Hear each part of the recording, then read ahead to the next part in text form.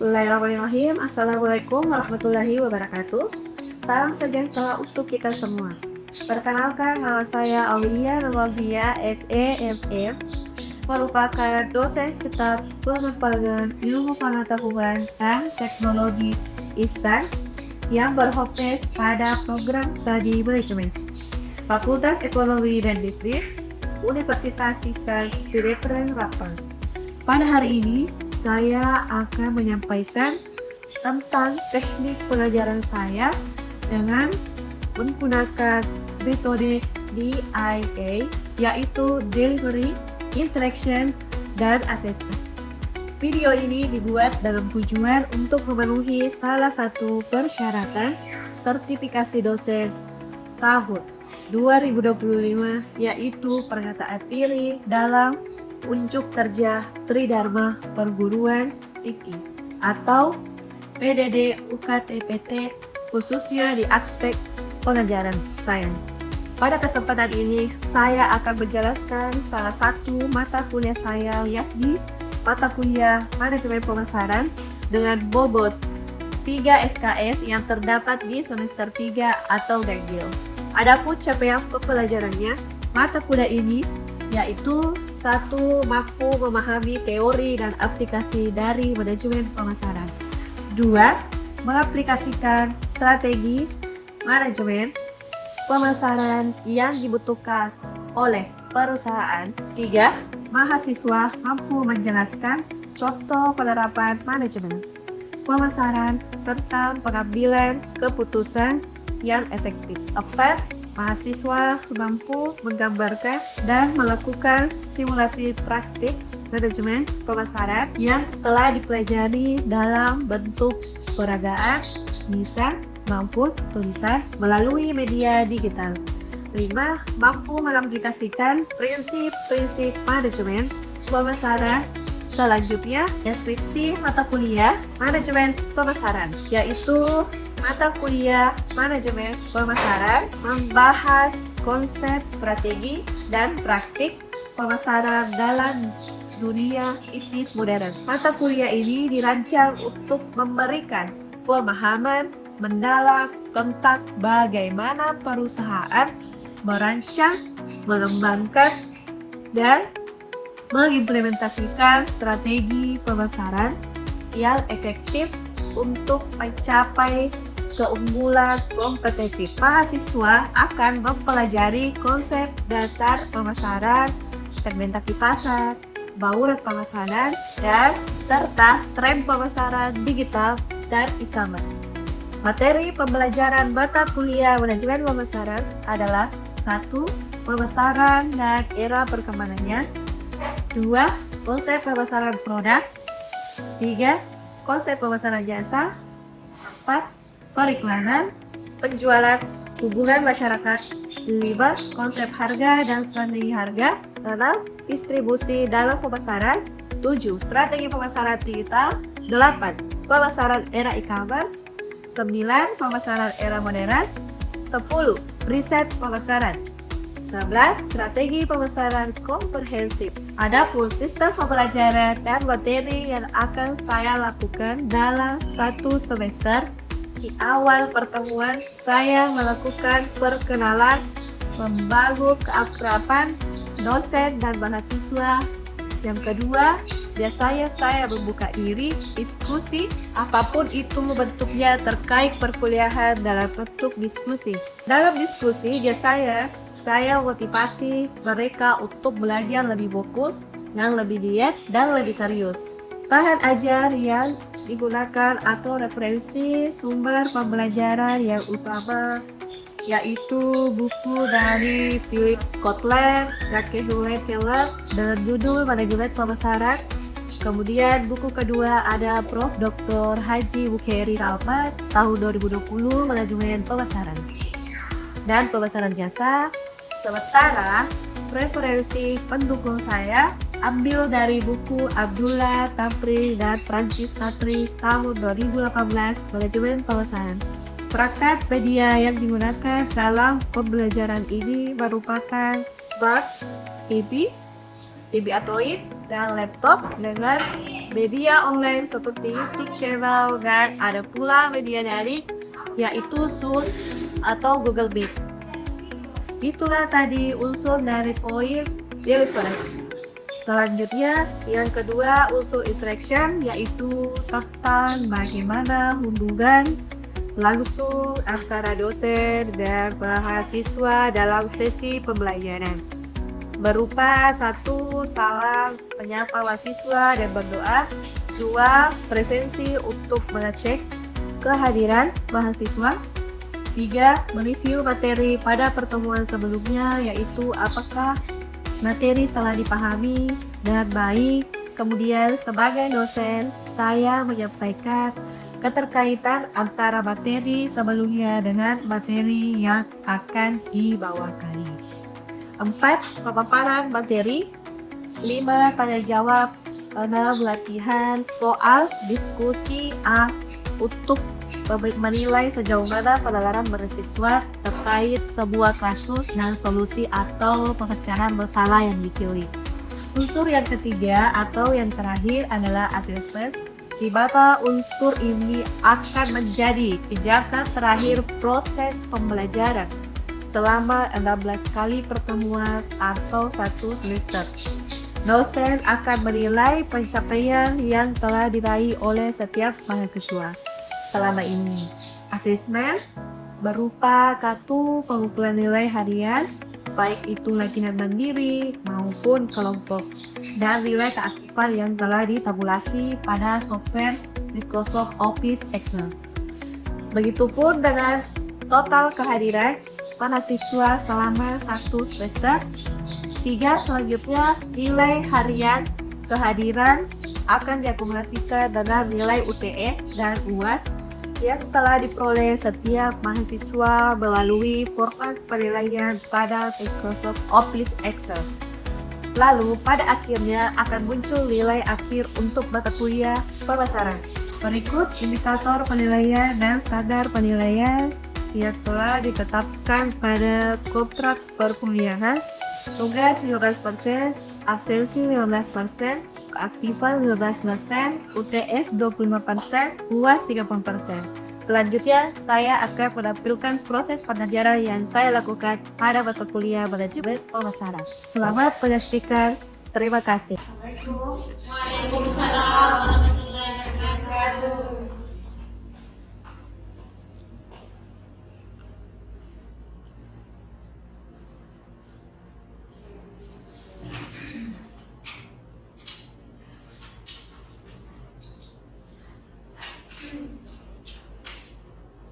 Oke, sebelum kita mulai perkuliahan ini, marilah kita berdoa menurut agama masing-masing.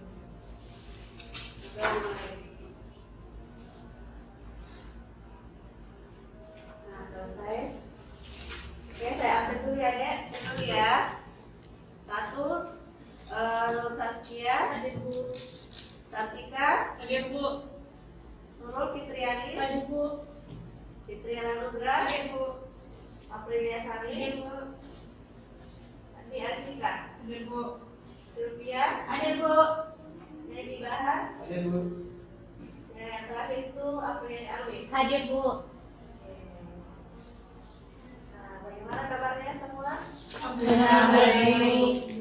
Nah, baik ya, alhamdulillah.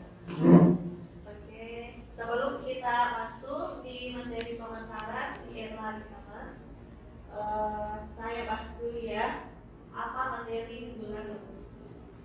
Ada yang ingat apa materi minggu lalu? Nah, apa itu bauran pemasaran? Saya Bu. Ya, Jessica. Bauran pemasaran adalah kombinasi dari 4 elemen utama yang digunakan oleh perusahaan untuk memasarkan produk atau jasa mereka. Jasa yang efektif ya. Apa itu? Kan ada 7 bauran pemasaran. Apa saja itu? Ada yang tahu? Nah, 1 Satu itu Produk. produk, ya. ya. Terus 2 Harga, ya, ketiga itu promosi, ya. dan keempat distribusi. Nah, yang keempat, Distribusi, yang keempat tempat.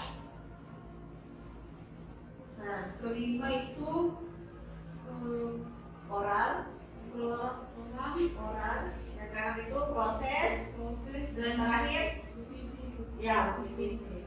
Oke, jadi kalian sudah paham semua ya apa itu modal pemasaran. Nah, kita masuk di pemasaran di era e-commerce. Nah, tujuan pembelajaran hari ini yaitu memahami konsep e-commerce dan peranan dalam pemasaran. Yang kedua itu membedakan pemasaran konvensional dan e-commerce. Dua, mengidentifikasi strategi pemasaran dalam platform e-commerce. Oke? Nah, kita lanjut pengertian e-commerce. Nah, apa itu pengertian e-commerce? Silakan dibaca. Proses jual beli produk atau jasa melalui sistem elektronik. Ya. Nah, pengertian e-commerce itu proses jual beli produk atau jasa melalui sistem elektronik, yaitu internet. Ya, melibatkan platform digital seperti website, marketplace, dan aplikasi mobile. Nah, apa itu website? Nah, website itu adalah kumpulan halaman informasi yang diakses melalui internet. Ya, contoh itu www gitu. Toh? Oke, nah kita lanjut di contohnya yaitu platform Tokopedia, Shopee, ya, Bukalapak, dan lain-lain. Oke, dipaham? Nah, kita lanjut ya. Ini karakteristik pemasaran e-commerce. Nah, yaitu satu, berbasis teknologi dan data digital. Terus yang kedua itu interaksi real time atau otomatis. Apa itu real time?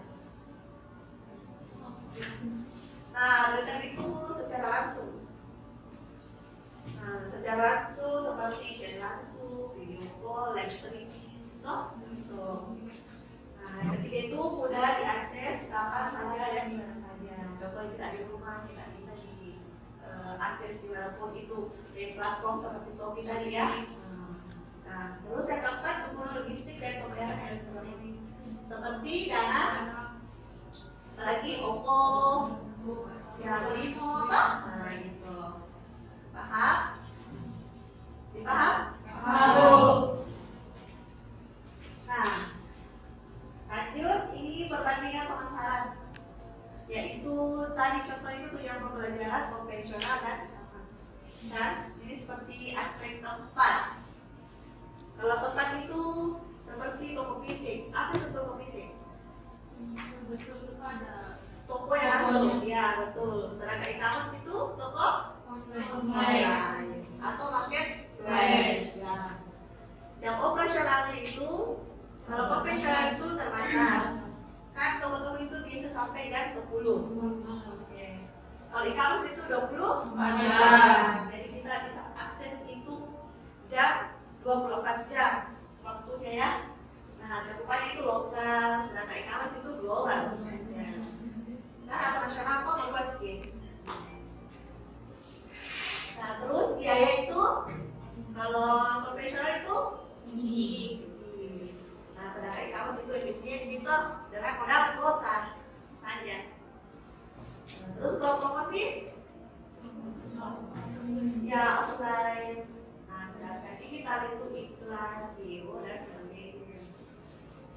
Oke, kita lanjut.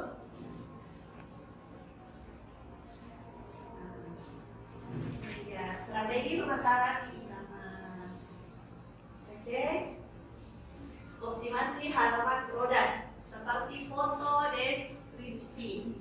Apa itu deskripsi? Penjelasan. Ya, penjelasan yang ada penjelasan di produk ya. Biasa lihat deskripsinya yang ada di Shopee. biasa. Pasti kita kalau membeli pasti kita lihat dulu deskripsinya toh. Sebelum membeli kita lihat deskripsi dulu. Terus diskon dan flash sale. Apa itu diskon?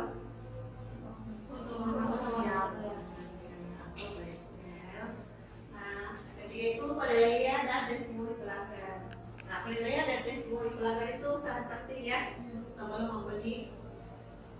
Jadi strategi juga itu harus penilaian itu bintang 5 ya sebelum membeli. Nah, terus iklan berbayar dalam platform SOS,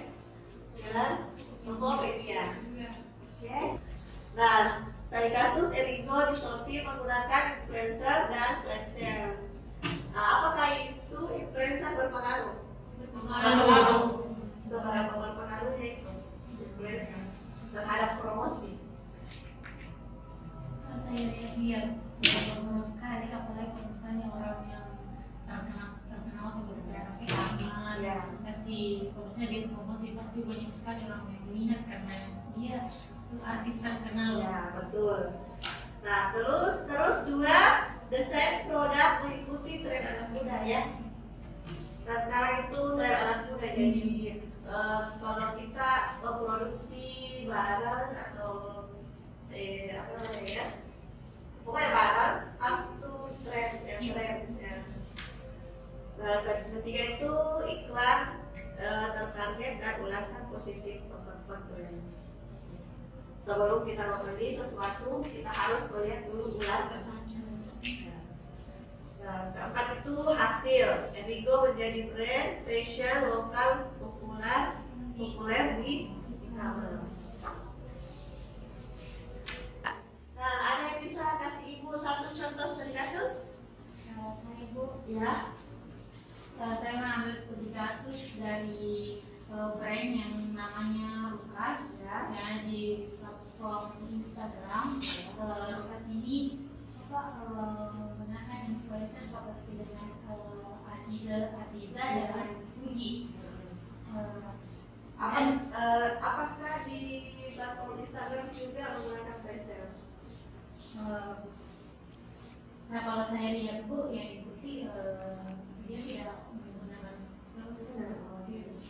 tapi dasarnya mengikuti Iya, biasanya sangat mengikuti tren-tren anak muda karena setiap dia melaunchingkan baju dan celana itu setiap bulannya itu desainnya pasti berbeda-beda.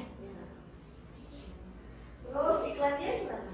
Kalau iklannya Bu, dia itu menggunakan kayak iklan juga menggunakan kayak orang-orang yang di jalanan dia makeover dengan memakai dengan bajunya dan juga dia mengiklankan di TikTok.